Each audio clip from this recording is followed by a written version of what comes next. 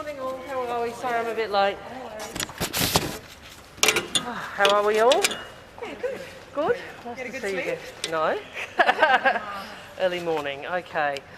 Thanks very much for being here. I am very pleased to be back here in Indonesia for the G20, the G20 Foreign Ministers meeting. As I and the Prime Minister made clear when we were last in Indonesia, we see the G20 as such an important forum, and as a friend and partner of Indonesia, Australia will work very closely with Indonesia to make sure this meeting is a success.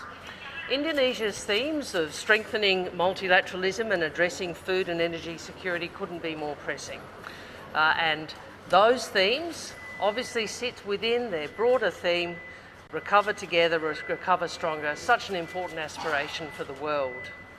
I would make this point that these themes of strengthening multilateralism and addressing food energy security, which the Foreign Ministers meeting will be addressing tomorrow, really do bring into highlight the implications and the impacts of Russia's illegal, unjust and immoral war on Ukraine.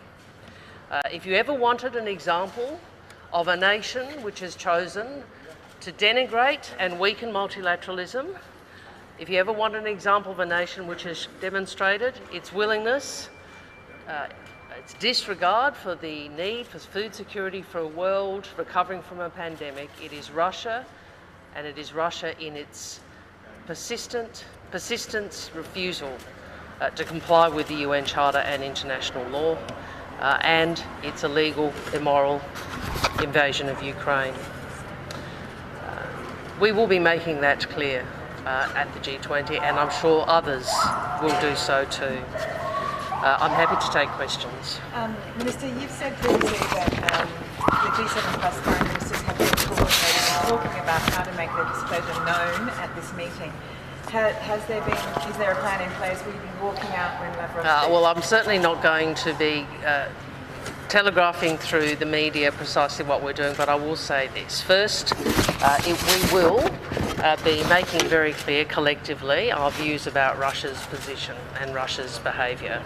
I also want to acknowledge and congratulate my counterpart, Foreign Minister Retno Marsudi, on inviting Ukraine. And that will be an important moment.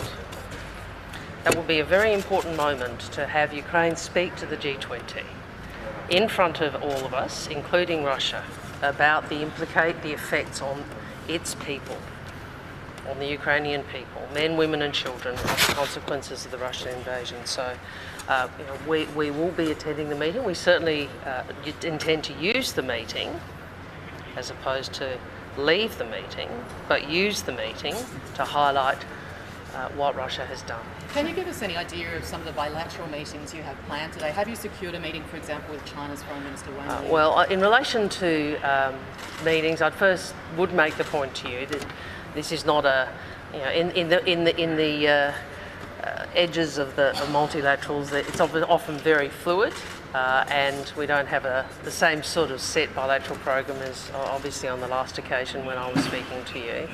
My first bilateral, I think, is intended to be with Prime Minister Bainimarama. Unfortunately, I'll be missing the PIF Foreign Ministers meeting tomorrow, so I do want to talk to him about that, and I'll be trying to attend virtually for some of the time. In relation to China, I made some comments yesterday, and they remain the case. Australian ministers remain open to engage. We are willing to engage, and that willingness extends to any meeting in the margins of the G20. No, I'm not going to respond to that because you started the question with an if. So. You said that. You said it's fluid, and I understand that. But it's not so fluid with Secretary Blinken. China has already announced that it will be having a bilateral with Secretary Blinken. And we welcome that. We welcome that. If we want greater stability in this world, we would want the two great powers to engage closely, notwithstanding the differences. We would want engagement between the US and China, which occurs. So do you want to try and rephrase your question so I don't dismiss it before you say If that meeting doesn't go ahead with China, can you interpret that as a sign that China doesn't want to coordinate with Australia? I'll leave that to commentators. What I've said publicly, and it remains the Albanese government's position, is that we believe it would be in China and Australia's interests for this relationship to be stabilised. And that would require both parties to make a step. You mentioned that if you'd like to see China use its position as a partner of no limits with Russia in your speech last night to, influence the course of the war and to end the war. Will you be hoping to make that point to Wang Yi himself today? Well, I'll simply again reiterate that position publicly. It's a position I articulated prior to the election, that as a great power and as a global leader and as a permanent member of the Security Council, China has a special responsibility to uphold the UN Charter and international law, and it has an opportunity to do so.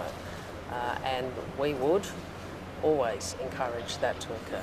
The Solomons president has said he wants a permanent Chinese presence there to train their police force. Does that concern you?